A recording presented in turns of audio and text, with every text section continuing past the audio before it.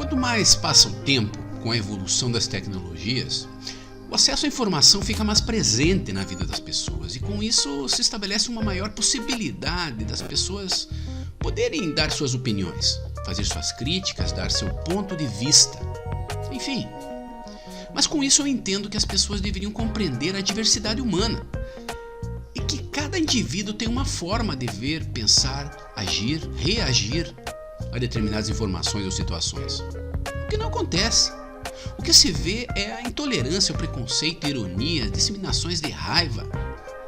Isso se estende aos ambientes corporativos, por uma série de questões que estão diretamente relacionadas à personalidade e aos objetivos de vida de cada pessoa.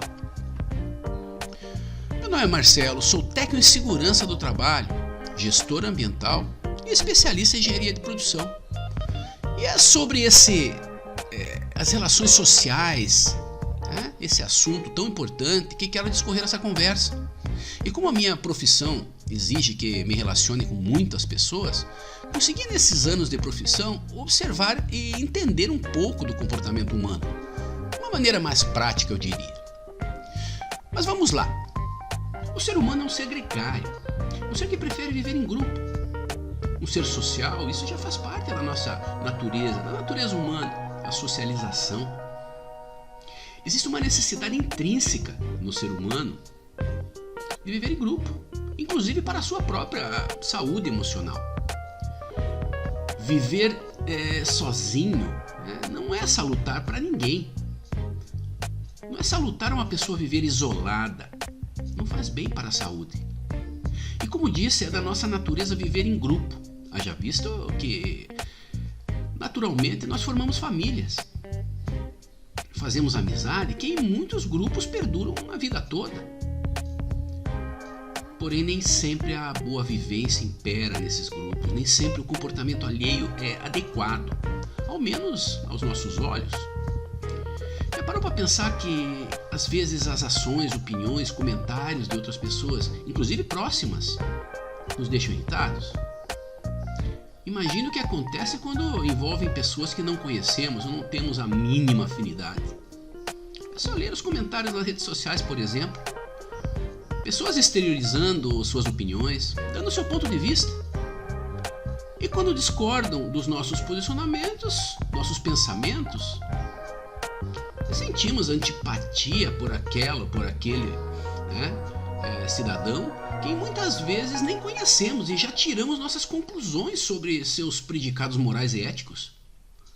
Já execramos, esse ou essa é um imbecil, para não falar outra coisa, né? O que se precisa ter em mente é que o ser humano é um ser individual e possui inteligência. Bom, pelo menos é o que nós pensamos, né? Possui sentimentos, graças à nossa capacidade de sentir, de ter emoções. E cada pessoa reage de uma forma diferente diante de determinadas situações. Verbaliza ou digita, se for o caso ali das redes sociais, na internet, da forma que compreende. E melhor, claro que lhe convém, como um entendimento. Isso não significa necessariamente que essa pessoa é uma má pessoa. E dependendo da situação, mesmo uma boa pessoa. Talvez você esteja pensando, é fácil falar, Marcelo, como se você não se irritasse também com certas coisas na tua vida. E se você está pensando nisso, você está certo, ou você está certo. Também tenho momentos que me irritam com certas coisas que acontecem. Não quero me colocar aqui como a pessoa mais compreensiva do mundo. Discordar também faz parte do ser humano. Imagine que tédio seria se todos concordassem com tudo que acontece. Provavelmente não teríamos progredido como estamos hoje, como ser pensante.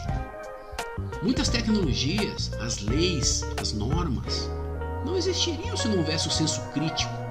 Os não concordo ou acho que poderia ser feito dessa forma.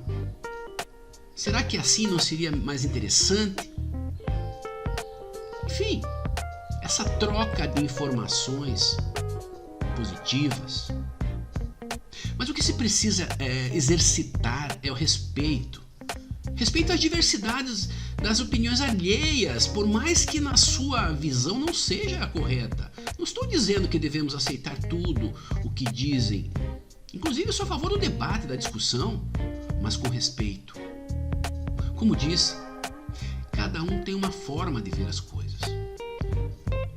Querendo ou não, todos os seres humanos possuem o livre-arbítrio e o seu direito de desenvolver suas opiniões próprias, seu senso crítico de fazer suas escolhas.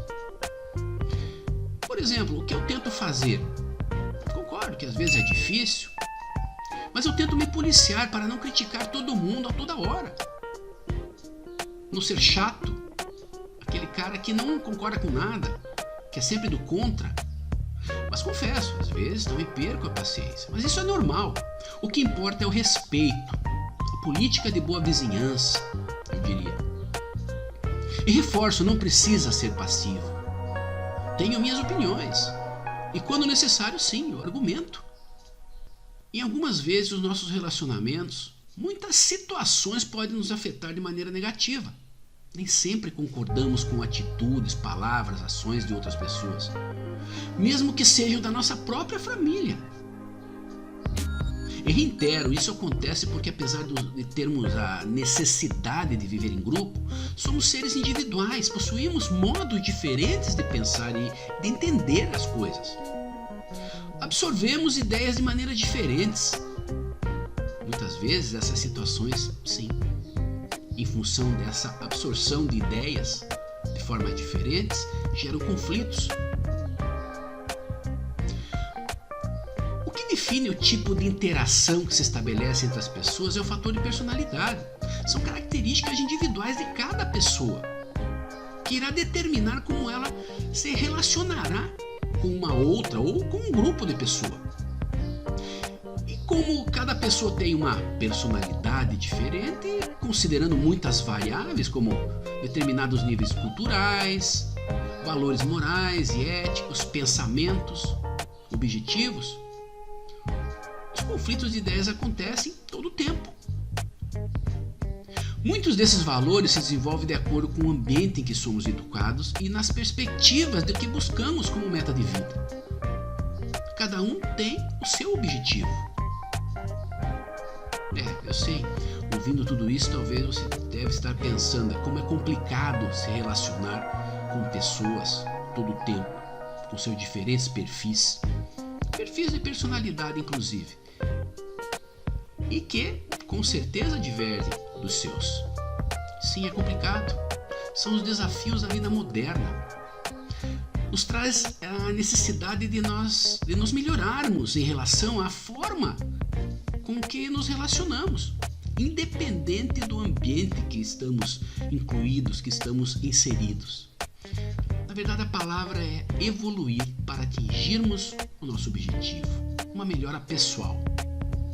A pluralidade humana gera conflitos. Isso é um fato. E se torna mais acentuada e complexa quando se trata de ambientes corporativos, os locais de trabalho. Haja visto o tempo que essas pessoas passam juntas durante os seus expedientes e os horários de trabalho. E nesse quesito é necessária uma maior atenção. Existem outras coisas envolvidas nisso tudo. É aquela coisa, porco espinho não pode ficar muito perto um do outro, não se cutuca.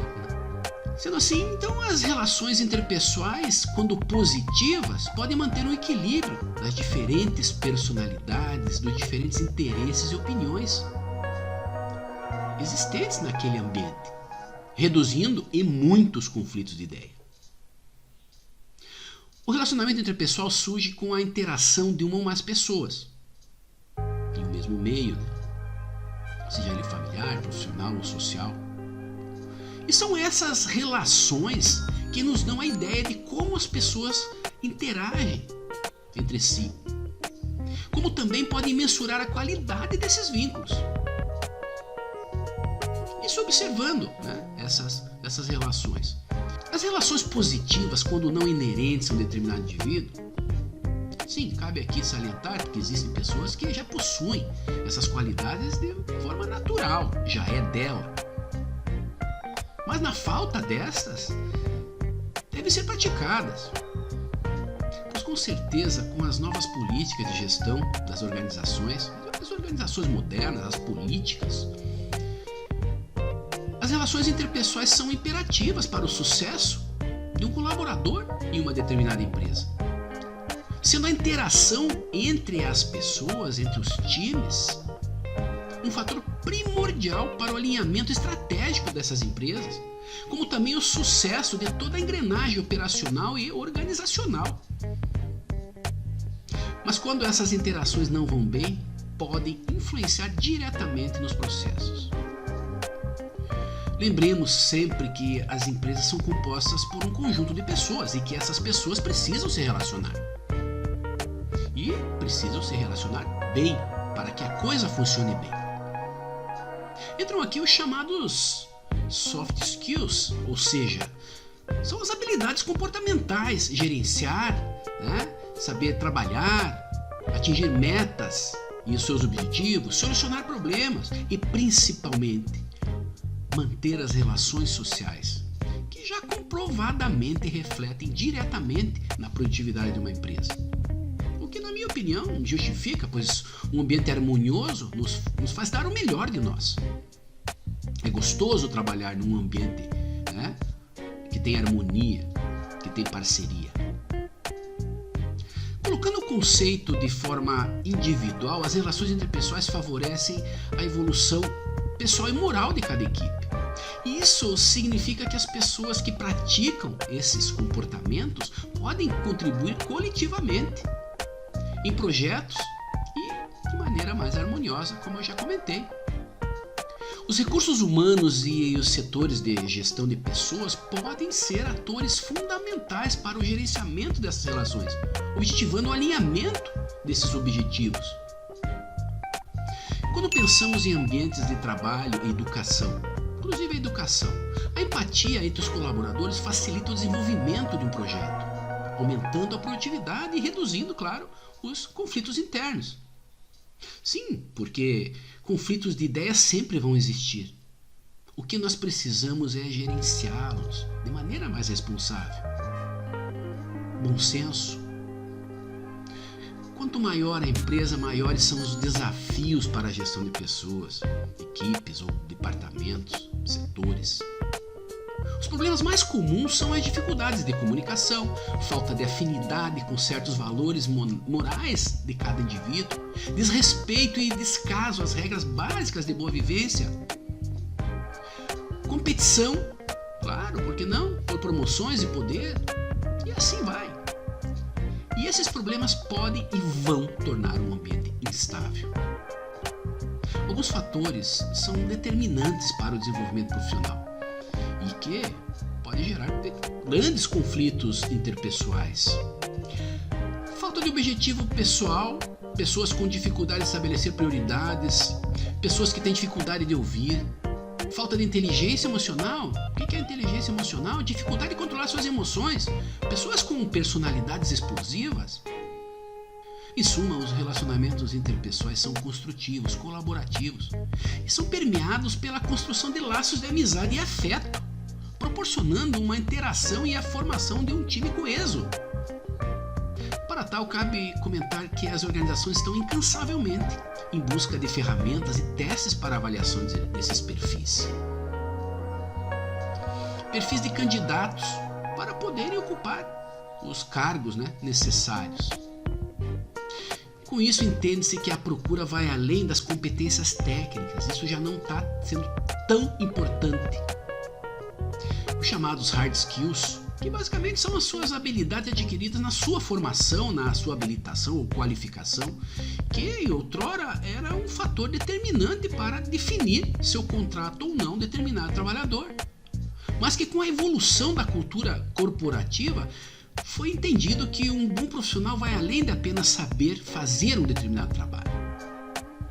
É necessário também ter a habilidade de saber conviver com pessoas, saber ouvir e dar opiniões, ter senso crítico, mas também saber ser criticado.